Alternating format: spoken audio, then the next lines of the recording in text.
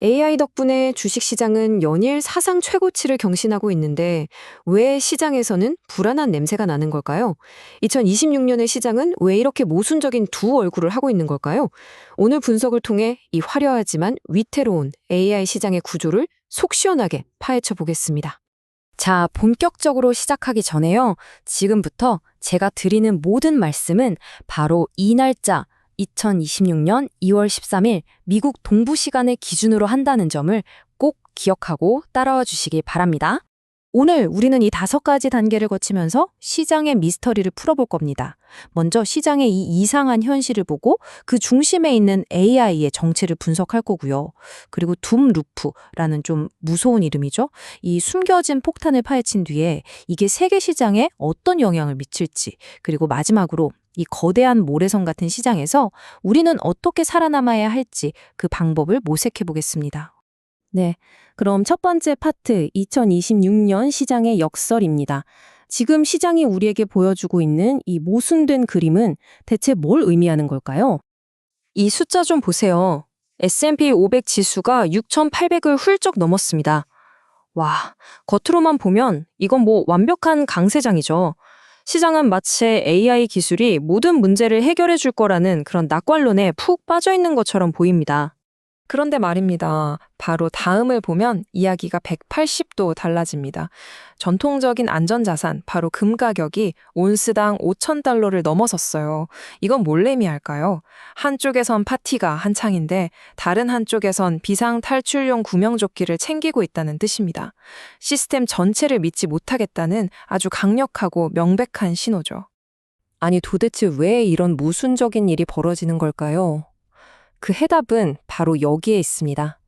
전 세계 금융거래의 89%, 무려 89%가 사람이 아니라 AI 알고리즘에 의해 움직이고 있다는 겁니다. 지금 우리가 보고 있는 이 모든 기이한 현상들의 출발점이 바로 여기입니다.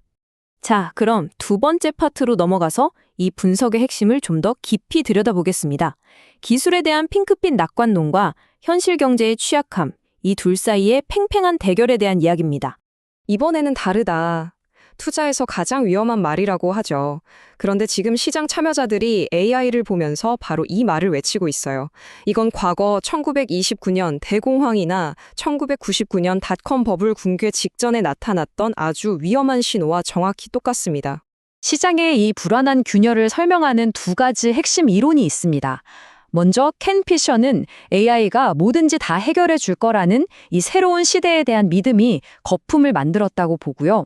또 사이페딘 아모스는 정부가 무분별하게 돈을 풀어버린 불건전한 화폐가 그 거품에 기름을 붓고 있다고 지적합니다. 그러니까 사람들의 헛된 믿음과 정부가 찍어낸 돈이 만나서 아주 위험한 상황을 만들어내고 있는 거죠. 이 이론들을 바탕으로 오래 남은 기간의 시나리오를 한번 그려보겠습니다. 일단 상반기까지는 AI 설비 투자나 정부 지출 같은 관성 덕분에 어떻게든 낙관적인 분위기가 이어질 겁니다. 하지만 진짜 문제는 하반기부터죠. 그래서 AI가 실제로 돈은 벌고 있나? 하는 근본적인 의문과 규제 리스크가 수면 위로 떠오르는 순간 시장의 분위기는 낙관에서 공포로 순식간에 뒤바뀔 가능성이 아주 높습니다. 세 번째 파트입니다. 시장을 순식간에 공포의 도가니로 몰아넣을 수 있는 구체적인 작동 방식, 바로 알고리즘의 둠루프에 대해 알아보겠습니다. 둠루프, 말이 좀 어렵죠? 유동성 블랙홀이라고 생각하면 쉽습니다. 자, 상상해보세요. 모든 운전자가 똑같은 내비게이션을 쓰다가 갑자기 한 길이 빠르다는 신호를 받자마자 모든 차가 그 길로만 몰려서 거대한 교통마비가 일어나는 상황.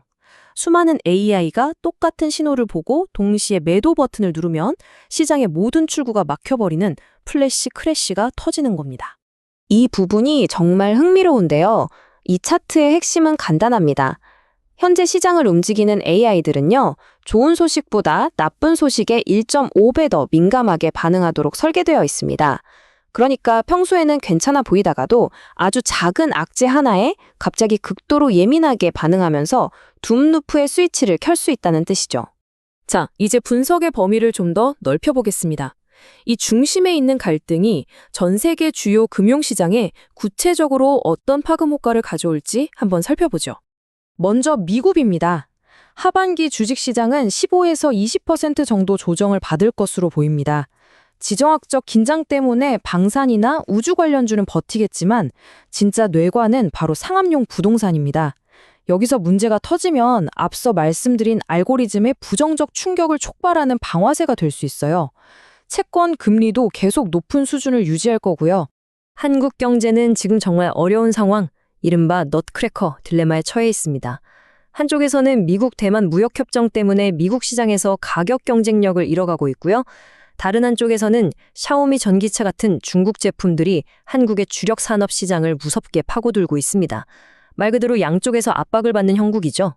환율과 비트코인 전망도 보시죠. 이 표에서 보시는 것처럼 한국 원화는 수출 부진으로 달러당 1,450원 선까지 약세를 보일 수 있습니다. 반면 일본 엔화는 정책 변화로 강세로 돌아설 가능성이 있고요. 그런데 여기서 정말 주목해야 할 점은 비트코인입니다.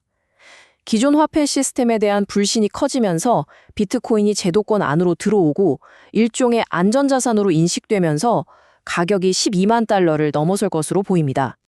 자, 이제 마지막 파트입니다. 지금까지의 모든 분석을 하나의 강력한 비유로 모아서 이 위태로운 시장을 우리가 어떻게 헤쳐나가야 할지 이야기해 보겠습니다. 이 문장이 오늘 분석의 모든 것을 요약합니다. 2026년 세계 경제는 알고리즘이 만든 모래성 위에 서 있습니다. 겉보기에는 정말 화려하고 멋지지만 둠 루프라는 거대한 파도 한 번에 무너질 수 있는 극도의 취약성을 안고 있다는 거죠. 그렇다면 이 모래성 위에서 우리는 무엇을 기억해야 할까요? 첫째, 튼튼한 제도가 국가를 지키는 방파제가 됩니다. 둘째, 군중의 지혜는 이제 없습니다. 대신 코드의 광기를 경계해야 합니다. 마지막으로 언제 무너질지 모르는 이 모래성에서 빠져나올 수 있는 금이나 비트코인 같은 건전한 자산, 즉 구명보트를 미리 챙겨둬야 합니다. 마지막으로 이 질문을 던지며 마무리하겠습니다. 시장을 움직이는 군중이 인간이 아닌 알고리즘이 되어버린 지금 우리 인간은 과연 어디에서 진정한 지혜를 찾아야 할까요? 이것이 바로 이 새로운 시장 패러다임이 우리 모두에게 던지는 가장 근본적인 질문일 겁니다.